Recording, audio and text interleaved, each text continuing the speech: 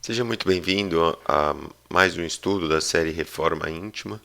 Hoje falaremos sobre a negligência e a ociosidade. A primeira passagem para a nossa reflexão é aquela em João, capítulo 9, versículo 4, em que Jesus fala que convém que eu faça as obras daquele que o enviou enquanto é dia. A noite vem, quando ninguém pode trabalhar. Então, aqui ele se refere da questão da vida. Devemos fazer tudo o quanto antes possível, enquanto estamos vivos, enquanto temos a oportunidade de fazê-lo. E tanto a negligência como a ociosidade, elas vão entrar com um detalhamento exatamente sobre esse assunto. O que é negligente? O indivíduo negligente é aquele descuidado das suas obrigações, ou seja, ele sabe o que deve e precisa fazer, mas ele deixa sempre as coisas para depois. Ele relaxa, ele enrola. Isso é um comportamento muito comum nosso. É claro que nesse estudo nós faremos essa relação entre a negligência e a ociosidade com o trabalho do autoaprimoramento ou da reforma íntima. Embora, é claro, ele possa ser aplicado também no aspecto profissional, naqueles que estudam, né? Mas aqui nós vamos tentar trazer mais essa questão do porquê que nós enrolamos, deixamos tanto a nossa reforma íntima para depois. Isso acontece por causa desses dois defeitos, da negligência e da ociosidade. Nós já começamos a fazer esse autoconhecimento, né? A primeira fase que nós temos feito nesses vídeos é de buscar identificar esses pontos falhos na nossa personalidade, esses defeitos que ainda carregamos em nós. Né? E mesmo assim, mesmo tendo esse conhecimento, muitas das vezes a gente não realiza as mudanças necessárias com a intensidade, com o empenho necessário na nossa vida. Como que seria a manifestação da negligência, então, com relação à reforma íntima? E o descuido na observação dos esforços que preciso desenvolver para poder conter os impulsos mais grosseiros. Então, a gente às vezes, é claro, Paulo falava isso, né? É tão difícil fazer o bem, eu ainda faço o mal que eu não quero, mas o bem que eu quero eu não consigo fazer sempre. Mas para que a gente consiga vencer isso, é necessário vigiar e orar, é necessário atenção, é necessário um esforço.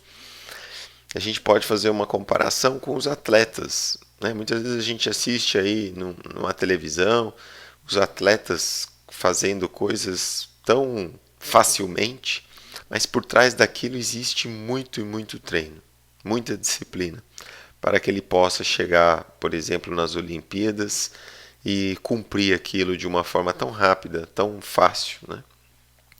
Desatenção nos compromissos de orar e vigiar para não cair em tentação.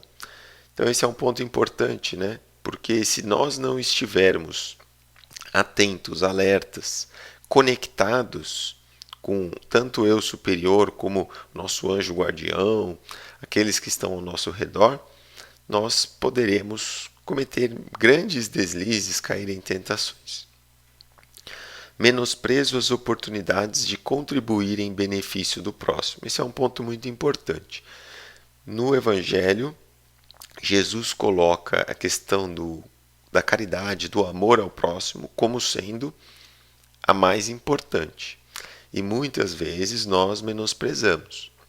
Então, a melhor forma de realizar a reforma íntima é também através da caridade. Preguiça em fazer algo desinteressadamente ao próximo, na frequência ao grupo de estudos e aprendizado, na leitura de obras necessárias, na conversa reconciliadora no âmbito familiar, dentre outras. Então é o que nós já falamos anteriormente. Nós não podemos ter a preguiça, né? E é fundamental o trabalho ao próximo, estudarmos, aprendermos, fazermos boas leituras, vermos bons vídeos, bons filmes, tentar trabalhar a questão também dentro do lar, né, da família, onde nós costumamos ter mais dificuldades de relacionamento, entre outros. E responsabilidade no que nos foi confiado, em atribuições assumidas no grupo cristão. Então, Muitos de nós pode fazer ou poderá vir a fazer parte em grupos de trabalho, sociais, religiosos, e muitas vezes nós também somos negligentes com relação a essas responsabilidades que nós assumimos.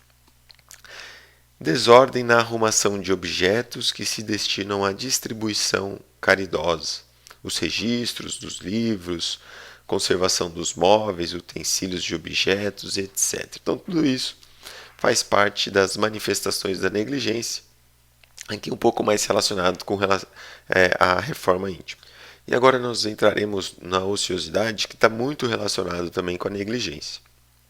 A diferença é que a ociosidade é quando a gente gasta tempo inutilmente, sem proveito, quando nós desperdiçamos o nosso tempo. E isso a gente pode fazer na nossa vida também para qualquer coisa, tanto do ponto de vista profissional, aquele que ainda está estudando, a gente consegue gastar tempo facilmente, né? Aqui também nós faremos uma reflexão mais voltada à reforma íntima. Então nós vamos falar aqui da evolução espiritual, da vivência evangélica e da conquista das virtudes, que é o que nós falaremos nos próximos vídeos. Então a gente tem que fazer uma reflexão dos seguintes comportamentos relacionados à ociosidade. Será que eu tenho um lazer prolongado?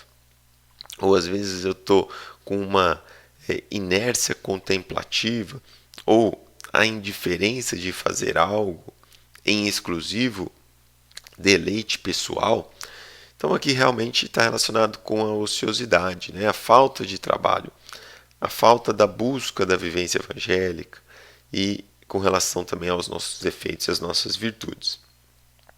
Não nos dispomos a abraçar encargos de auxílio ao próximo. Nós já falamos isso no defeito anterior, né? É fundamental o trabalho ao próximo. Ele pode ser feito em qualquer lugar, sem recursos materiais, né? Pode ser uma visita num asilo, uma pessoa doente, às vezes num familiar que está muito sozinho. Tudo isso são coisas que a gente pode fazer. Não dividimos o nosso tempo para leituras edificantes, conhecimentos de nós mesmos e prática de caridade. Então, como eu falei do atleta, se nós estamos buscando fazer a reforma íntima, é necessário também dedicarmos tempo para ela. Ela não será algo natural, muito pelo contrário, né? O Paulo falava do bom combate. Não é fácil essa transformação.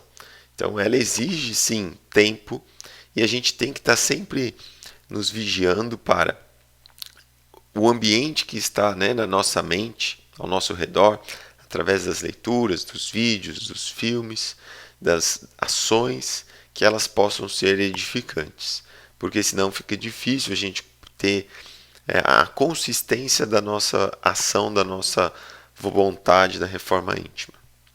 E nós costumamos, né, sempre deixar para amanhã o que a gente pode fazer hoje. Então isso também é a ociosidade. Então a ociosidade, ela é um dos grandes empecilhos. E aí a gente tem que falar de um outro aspecto, né, que às vezes eu posso não ser ocioso com relação dos afazeres do mundo, do cotidiano, profissional, pessoal, né, arrumar casa. Então é claro que nós, estando no mundo, precisamos das coisas do mundo. A gente precisa de uma casa, de roupa, pagar o aluguel, um meio de locomoção. Isso tudo faz parte. O que a gente tem que tomar cuidado com relação da ociosidade espiritual é que às vezes a gente busca tanto coisas supérfluas que não são necessárias, que acaba que nós buscamos isso mais por uma questão de vaidade e orgulho e dedicamos zero tempo para as coisas espirituais, para o nosso crescimento, para o nosso autoconhecimento, para a prática da caridade. Então a gente tem que tomar cuidado que às vezes a gente pode estar ocioso não para as coisas do mundo, mas para as coisas espirituais, né? E isso, mesmo com esse tanto de coisas do mundo ao nosso redor, a gente pode ter um profundo vazio em nós, uma sensação de estarmos incompletos, né? Muitas vezes a gente acaba buscando até algumas drogas lá, quando a gente falou dos vícios, para tentar preencher esse espaço, sendo que ele não vai ser preenchido por essas coisas transitórias. Se a gente tem a ociosidade das coisas espirituais, a gente tem que começar então a rever como nós estamos gastando o nosso tempo, o que nós estamos fazendo, como poderíamos mudar, para que a gente possa buscar então as coisas verdadeiras, aquilo que eu aprendo, as boas ações e a vivência das virtudes. Então aqui a gente está encerrando, né, os nossos vídeos sobre os defeitos e logo começaremos os vídeos sobre as virtudes. Agradeço a todos pela atenção e até o próximo estudo.